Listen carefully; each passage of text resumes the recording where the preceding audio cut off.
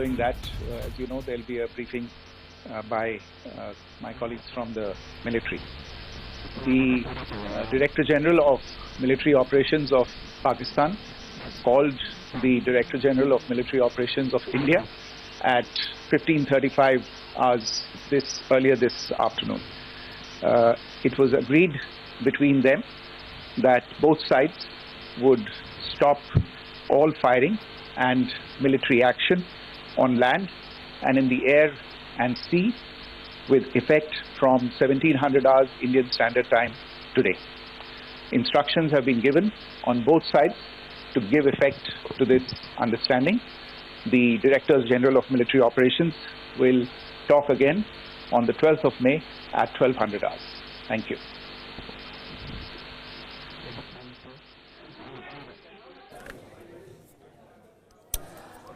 तो ये आपने विक्रम मिश्री को सुना।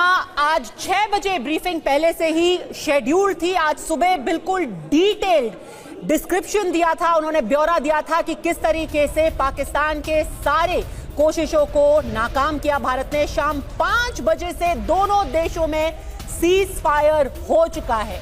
Immediate and complete cease fire, यही डोनाल्ड ट्रंप ने घोषणा की, अमेरिकी प्रेसिडेंट। उन्होंने कहा कि हमने दोनों देशों से बात की है और इमीडिएट और कंप्लीट सीज फायर के लिए दोनों के बीच में सहमति बन गई है और इसकी घोषणा अब भारत ने भी कर दी है कि शाम 5 बजे से ही दोनों देशों के बीच में सीज फायर हुआ है। दिलचस्प बात यह है बहल सर कि रात को ही, और ये दोनों मार्को रूबियो ने कहा है, डोनाल्ड ट्रंप ने कहा है, रात भर बातचीत चल रही थी, उसके बावजूद पाकिस्तान लगातार भारत के ऊपर इस तरीके से हमले की कोशिश करता रहा, ये जानते हुए कि अमेरिका से बात हो रही है। आपके डीजीएमओ हमें कॉल करके कह रहे हैं कि सर सीज फायर कर दीजिए और पीछे से आप हमला कर रहे हैं। बिल्कुल सही कह रहे हैं आप। पाकिस्तान की कितनी बात पे हम विश्वास करें, यही क्वेश्चन आ जाता है बार बार। और ये सीज फायर होल्ड करेगी क्योंकि अभी दोनों देश चाहते हैं कि सीज फायर हो और अमेरिका का मध्यस्थता है और अमेरिका की रिस्पेक्ट दोनों कंट्रीज में है। लेकिन ये एक अहम चीज आ जाती है, क्या टेरर इंफ्रास्ट्रक्चर जब बातचीत होगी